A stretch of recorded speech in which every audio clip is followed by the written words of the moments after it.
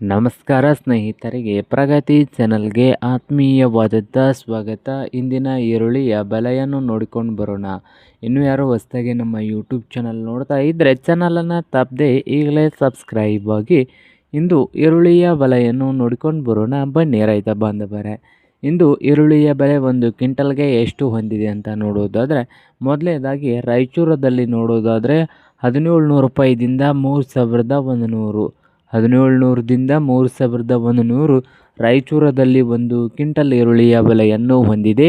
ಹಾಗೆ ಮೈಸೂರದಲ್ಲಿ ನೋಡೋದಾದರೆ 1000 ರೂಪಾಯಿದಿಂದ 3000 ರೂಪಾಯಿ, 1000ದಿಂದ 3000 ರೂಪಾಯಿವರೆಗೆ ಒಂದು ಕ್ವಿಂಟಲ್ಗೆ ಈರುಳ್ಳಿಯ ಬೆಲೆಯನ್ನು ಹೊಂದಿದೆ ಮೈಸೂರದಲ್ಲಿ. ಹಾಗೆ ಹುಬ್ಬಳ್ಳಿಯಲ್ಲಿ ನೋಡೋದಾದರೆ ಒಂದು ಕ್ವಿಂಟಲ್ಗೆ ರೇಟ್ ಬಂದು 1500 ರೂಪಾಯಿದಿಂದ 3000, 1500ರಿಂದ 3000 ರೂಪಾಯಿವರೆಗೆ ಒಂದು ಕ್ವಿಂಟಲ್ಗೆ ಹುಬ್ಬಳ್ಳಿಯಲ್ಲಿ ಬೆಲೆಯನ್ನು ಹೊಂದಿದೆ ಈರುಳ್ಳಿದು. ಹಾಗೆ ಬೆಳಗಾವಿಯಲ್ಲಿ 2000ದಿಂದ 3000 ರೂಪಾಯಿವರೆಗೆ ಒಂದು ಕ್ವಿಂಟಲ್ ಈರುಳ್ಳಿಯ ಬೆಲೆಯನ್ನು ಹೊಂದಿದೆ.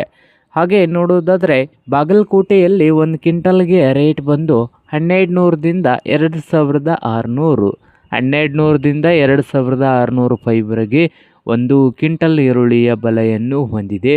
ಹಾಗೆ ನೋಡೋದಾದರೆ ಬಾದಾಮಿಯಲ್ಲಿ 1800ದಿಂದ 3000, 1800ದಿಂದ 3000 ರೂಪಾಯಿವರೆಗೆ ಒಂದು ಕ್ವಿಂಟಲ್ಗೆ ಈರುಳ್ಳಿಯ ಬೆಲೆಯನ್ನು ಹೊಂದಿದ್ದು, ಚಿಕ್ಕಬಳ್ಳಾಪುರದಲ್ಲಿ 2000ದಿಂದ 3200 ರೂಪಾಯಿವರೆಗೆ ಒಂದು ಕ್ವಿಂಟಲ್ಗೆ ಬೆಲೆಯನ್ನು ಹೊಂದಿದೆ ನೋಡಿ ರೈತ ಬಾಂಧವರೇ.